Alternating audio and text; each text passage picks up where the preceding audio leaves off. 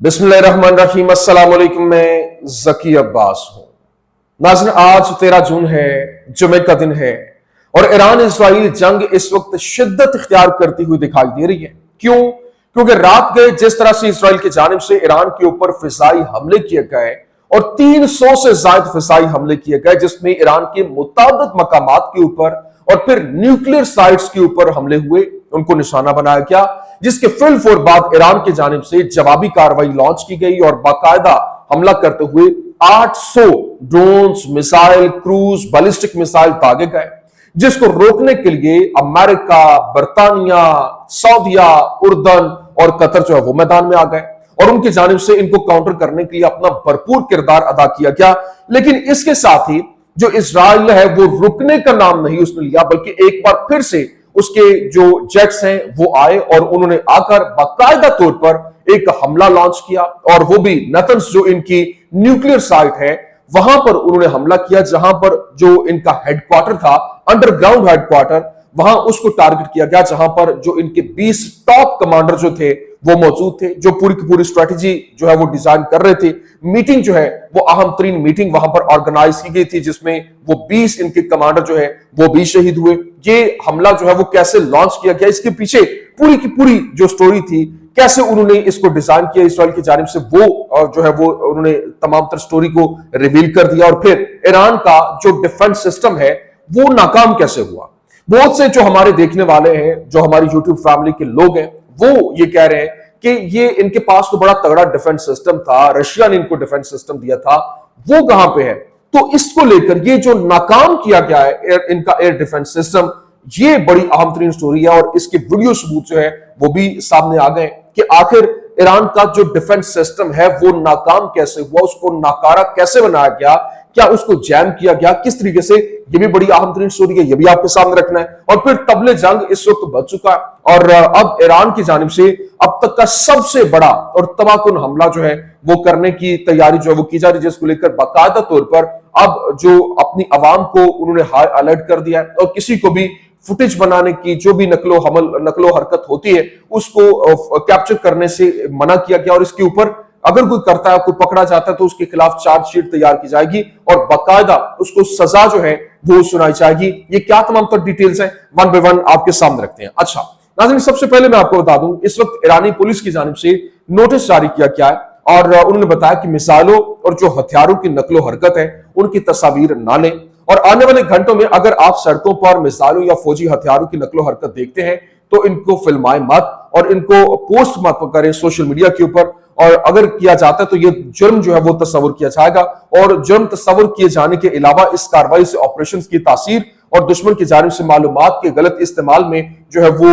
एक अपना किरदार अदा किया जा सकता है। इस वजह से इसको रोकने की कोशिशें हो रही है और मालूमात जमा करने के लिए इजरायली साइबर यूनिट की सरगर्मी के हवाले से पुरसुकून रहते हुए साइबर स्पेस में किसी भी खबर को दूसरों के साथ शेयर न करने के हवाले से कहा गया और कहा गया कि अगर ईरान से मिसाइल दागे जाते हैं तो जमीन पर उनको उनकी वीडियो ना बनाएं, खास तौर पर वो लोग जो ऊंचाई पर हों, जिनके कैमरों का माहौल ज्यादा मतलब वो नीचे से कवर कर रहे हैं और जो मुकम्मल तौर पर इर्द गिर्द की जगह कवर हो रही है, तो ये उनको बाकायदा तौर पर जो अवेयर करवाया जा रहा है लोगों को, ताकि इस तरह की स्ट्रेटेजी के साथ मुकम्मल तौर पर खामोशी के साथ एक बहुत बड़ा प्लान जो है वो तरतीब दिया जा रहा है। लेकिन यहां पर मोसाद की जानिब से जो अपने फिजाई दिफा को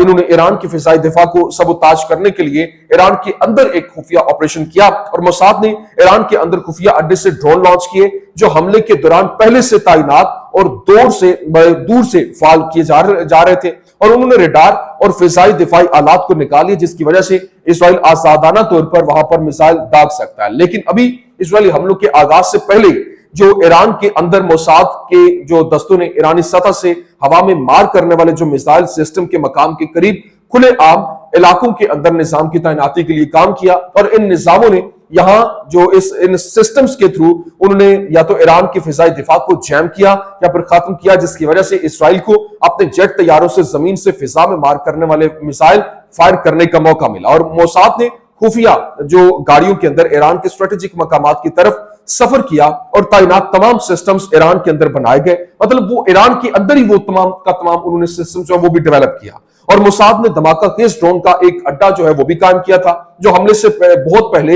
ईरान की कल्ब के अंदर घुस आए थे। और जिस तरह से आप यूं समझ लीजिए कि जिस तरह से अभी कुछ दिन पहले रूस के अंदर हमला हुआ और वहां पर ब्रांस के इलाके के अंदर जो यूक्रेन ने हमला किया था, ये वहां पर पहले से जाकर मौजूद थे, उस तरह की उन्होंने कार्रवाई की। और इजरायली हमले के दौरान धमाका खेज ड्रोन्स को चालू करके तेहरान के करीब अशफाकाबाद अड्डे के ऊपर वाक़ई सतह से जमीन पर मार करने वाले जो मिसाइल्स हैं उनको लॉन्चर्स पर दागा गया, जो इसराइल में स्ट्रेटेजिक अहदाफ के लिए खतरा है। तो यहां इसकी वीडियो जो है वो भी वायरल हो गई है और वो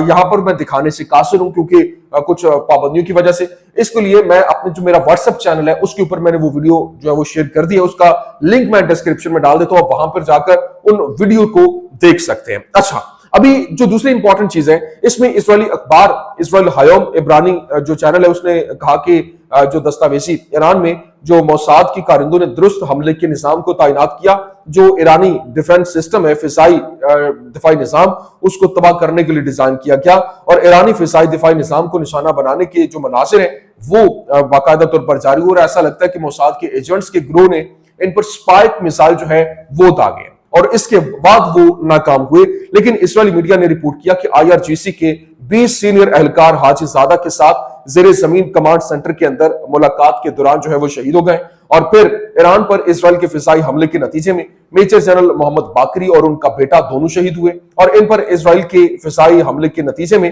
पासदारान इनकलाब इस्लामी IRGC एरोस्पेस फोर्सेस के commander brigadier general Amir Ali हाजीजादा जो है वो शहीद हुए। और ईरानी जो एक बड़ी कमांड जो टॉप की उनकी लीडरशिप है वो इसमें मौजूद थी। और इजरायली फिजाई हमले में पासदारान इनकलाब के एरोस्पेस फोर्स के जो कमांडर हैं उन समेत कम से कम 20 सीनियर ईरानी कमांडर जो हैं वो जान की बाजी हार चुके हैं। रॉयटर्स ने 2 जराए का हवाला देते हुए इसको कंफर्म किया, जिसमें जो इनकी बड़ी लीडरशिप में जनरल हुसैन सलामी है, फिर मेजर जनरल मोहम्मद बाकरी हैं और जो चीफ ऑफ स्टाफ थे, और इसके अलावा जो बाकायदा तौर पर अली शमखानी है वो हुए, और गुलाम अली राशिद वो शहीद हुए। इसके अलावा दीगर जो है वो इनके साइंटिस्ट जो हैं वो भी इस लिस्ट में शामिल है। लेकिन इजरायली फोर्सेस के रेडियो ने फौज के वजीर इजराइल जो इजराइल कार्ड्स हैं उसकी तरफ से रिपोर्ट किया क्या कि ईरानी फिजाइया के कमांडर्स की अक्सरियत को उस वक्त निशाना बनाया गया जब वो ज़ेरे ज़मीन हेडक्वार्टर में मौजूद थे। लेकिन अभी I24 न्यूज को एक इजरायली